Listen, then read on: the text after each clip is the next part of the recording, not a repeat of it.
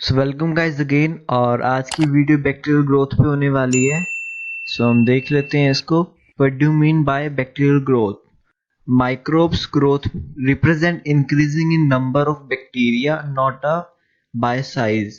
So जो bacterial growth है और किसी माइक्रोब्स की ग्रोथ है वो उसके साइज में नहीं होती। जैसे हम ह्यूमन तो बच्चे होते हैं, फिर बड़े बड़े होते हैं साइज में, पर जहाँ बैक्टीरियल ग्रोथ की बात आती है वहाँ साइज में बड़े नहीं, वहाँ नंबर इंक्रीज होता है। ठीक है, यानी एक होंगे दो, दो से चार तो नंबर इंक्रीज होगा, साइज इंक्रीज होगा। देन बाइनरी फिजन से ये जो बैक्टीरिया डिवाइड होते हैं यानी कि रिप्रोडक्शन होते हैं, जो कि एक सेक्सुअल मोड ऑफ रिप्रोडक्शन है। और ईस्ट जैसे फंगस में बडिंग से होते हैं। सो बाइनरी फिजन का यहाँ एग्जांपल दिया हुआ है, जैसे मदर सेल है। ठीक है, ऊपर वाले को मदर सेल कहते हैं। मदर सेल के ये डीएनए है। सो यहाँ पे आप प्रोसेस होते होते यहाँ क्रॉस वॉल सेप्टा बनती है। ठीक है, क्रॉस वॉल सेप्टा। फाइनली हम क्या देखने मिलता है, एक मदर से दो डॉटर मिलते हैं हमें। फिर दो से चार, चार से आठ, ऐसे ऐसे डिवाइड होते हैं, जिसको बाइनरी फिजन कहते हैं। और इसका प्रोसेस इस तरीके से होता है। ठीक है, देन फेसेस ऑफ ग्रोथ, ये बहुत इंपॉर्टेंट टॉपिक है। वो सब कुछ मतलब इसी में है पूरे इस टॉपिक का जान।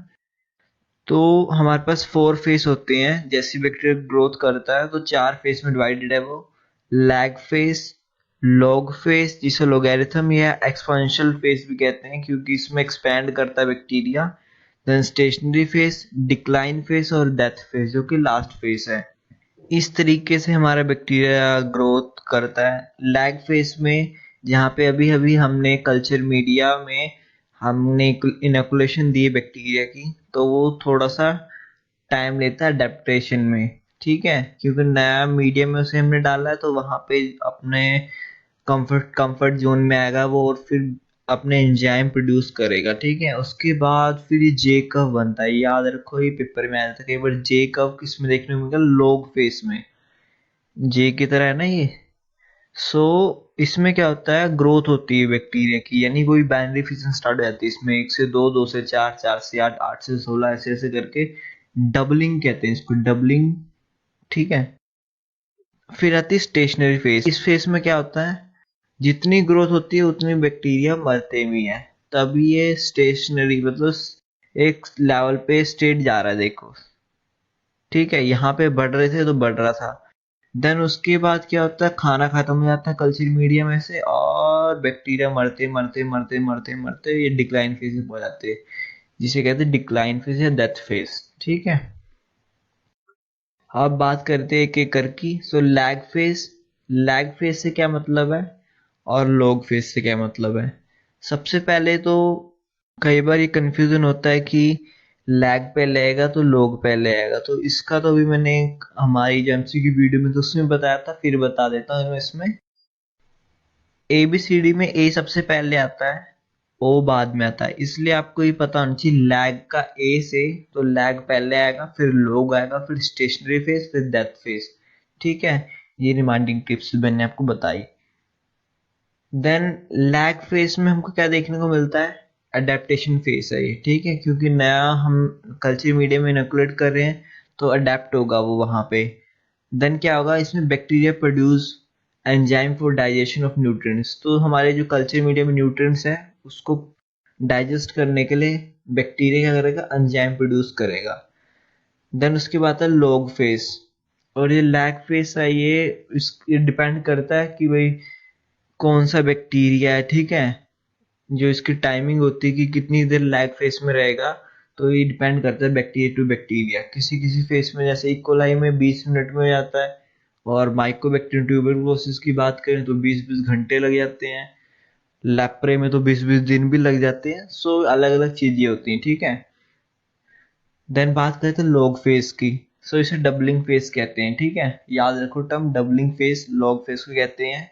मेटाबॉलिकली एक्टिव होता है। मेटाबॉलिकली यानी इनका जो पचाने की शक्ति होती है, मेटाबॉलिज्म वो बहुत हाई होता है, क्योंकि सामने खाना है और डिवाइड हो रहे हैं तो बहुत ज्यादा एक्टिव होते हैं। उसकी वजह से क्या होता है कि वो एक्सक्रीट करते हैं अपना वेस्ट प्रोडक्ट, क्या करते हैं कल्चर में एक्सक्रीट करते हैं। उसकी वजह से क्या होता है, टॉक्सिक प्रोडक्ट होते हैं वो इकट्ठे हो जाते हैं, स्टार्ट होना, ठीक है, जिसकी वजह से अपनी पीएच होती है वो चेंज हो जाती है। और पीएच चेंज हो जाए तो फिर अल्टीमेटली बैक्टीरिया मर भी सकता है, अगर ज़्यादा पीएच चेंज हो जाए उसके कंफर्ट जोन से, अगर ज़्यादा नीचे चल जाए, ज़्यादा ऊपर चल जाए। देन स्टेशनरी फेस आता है, जिसमें क्या होता है, death rate is equal to birth rate. तो जितनी डेथ रेट चलती है उतना ही बर्थ रेट भी होता है, ठीक है। और ये होता है कि डिप्लीशन ऑफ न्यूट्रिएंट्स, क्योंकि इस वक्त क्या होता है, खाना कम होना स्टार्ट हो जाता है, क्योंकि जो उनसी लॉग फेज थी उसमें बैक्टीरिया बढ़ रहे थे, तो सभी खाना थोड़ा थोड़ा खा रहे थे, इसमें खाना कम हो जाता है। और दूसरा क्या होता है, accumulation of toxic substance increasing, और जितना उन्होंने खाना खाया फिर वो वेस्ट प्रोडक्ट रिलीज कर रहे हैं, उससे क्या होता है, टॉक्सिक सब्सटेंस वो इंक्रीज होना स्टार्ट होते हैं उसमें, उसी वजह से बैक्टीरिया मरना भी स्टार्ट होते हैं। और सबसे इम्पोर्टेंट बात, मतलब बहुत ही इम्पोर्टेंट चीज है, ये पूछ लेते हैं कि स्पोरेशन अक्कर कब होती है, बैक्टीरियल जो ग्रोथ फेज होती है उसमें, स्टेशनरी फेज में, ठीक है, क्योंकि बैक्टीरिया मरने लग जाता है, उसकी कंडीशन क्या होती है, कंफर्ट जोन से बाहर होती है टॉक्सिक सब्सटेंस की बेसिस है, तो वो अपने आसपास क्या करता है, एक लेयर बना लेता है जिसको स्पोरुलेशन कहते हैं, ठीक है, स्पोर फॉर्मेशन कहते हैं उसको। So sporulation occur in this stationary phase. अब डिक्लाइन फेज की बात करेंगे, नाम ही बता रहा है, decline and decrease, rate of death is increase, ठीक है। जो बैक्टीरिया का ग्रोथ रेट है वो डिक्रीज हो जाएगा, क्योंकि डेथ होनी स्टार्ट हो रही है, वाइबल बैक्टीरिया बेसिकली, ठीक है। टोटल बैक्टीरिया तो उतना ही रहेगा, पर वाइबल बैक्टीरिया हमको इसमें डिक्रीज देखने को मिलेगा। Then full of toxic substance in this phase. So इस फेज में तो क्या होता है, जो अपना मीडियम होता है पूरा फुल हो जाता है टॉक्सिक सब्सटेंस से। Then after some time due to continuous death culture becomes sterile. और अगर ऐसे ही चलता रहा, अगर हमने कल्चर को नहीं अपना मतलब के बैक्टीरिया को आइसोलेट नहीं किया, तो क्या होगा, सब न्यूट्रिएंट्स तो खत्म हो जाएंगे, प्लस टॉक्सिक सब्सटेंस की वजह से बैक्टीरिया मर जाएगा और कल्चर स्टेराइल हो जाएगा। अब ये भी बहुत इंपॉर्टेंट टॉपिक है, फैक्टर अफेक्टिंग बैक्टीरियल ग्रोथ। वैसे तो ये अलग ही टॉपिक जानना चाहिए था बहुत, पर यहाँ पे मैं आपको थोड़ा सा बता देता हूँ इंट्रोडक्शन सा।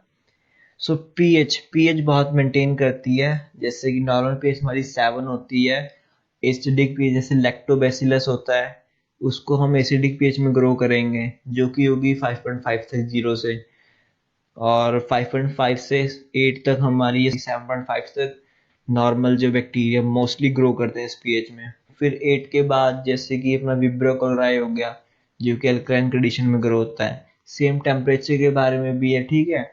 मोस्टली बैक्टीरिया जो 22 से 20 रूम टेम्परेचर से अपने 35 या 45 डिग्री तक, जो कि मीजोफिलिक टेम्परेचर के अंदर आता है। सेक्रोफिलिक होता है, जो कि 0 to 20 के बीच में आता है, जिसमें कि कोल्ड वाले बैक्टीरिया जीते हैं।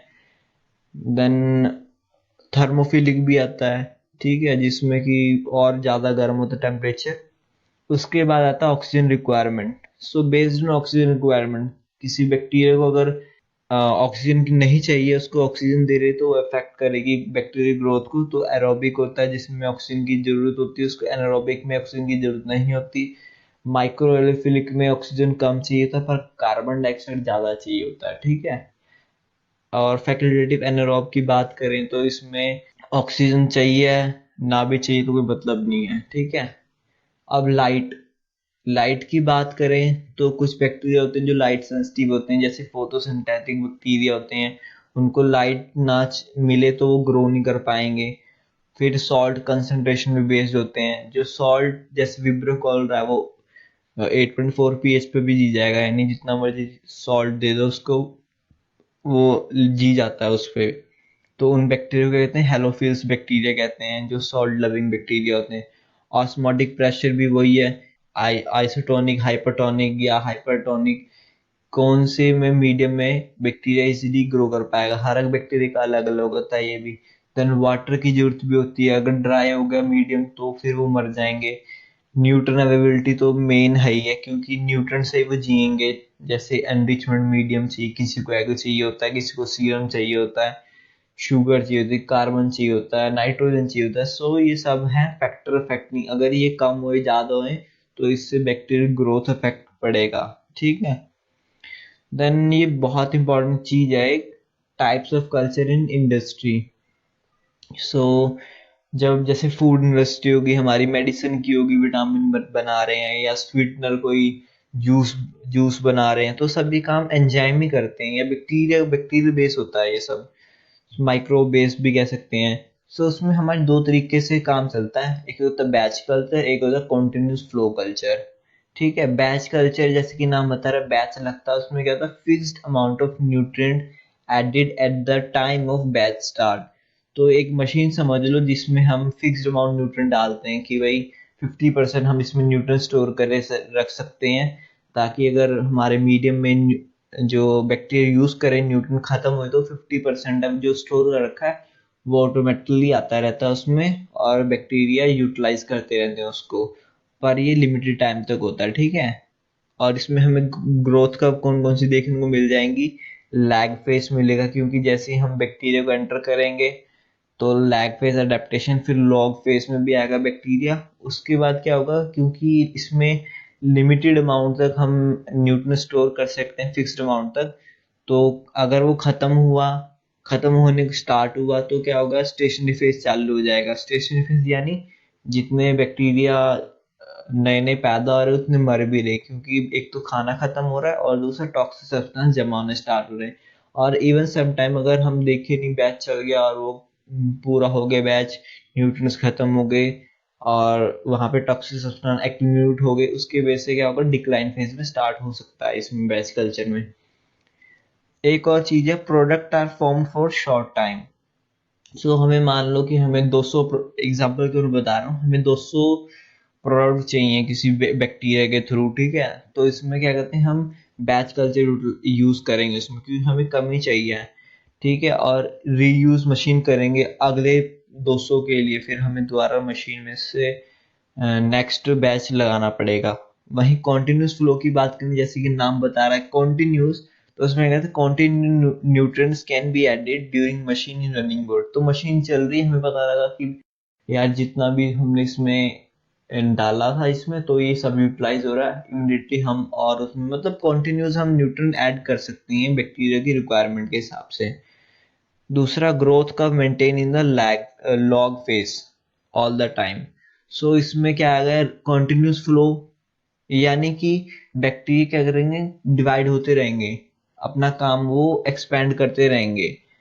वो क्यों करते रहेंगे, क्योंकि हम कॉन्टिन्यूस उनको क्या दे रहे हैं, खाना दे रहे हैं, और नीचे से एक वेस्ट सिस्टम होता है जो कि वेस्ट प्रोडक्ट को निकालता हटाता रहता है, ताकि बैक्टीरिया खाएं भी और मजे से रहें भी।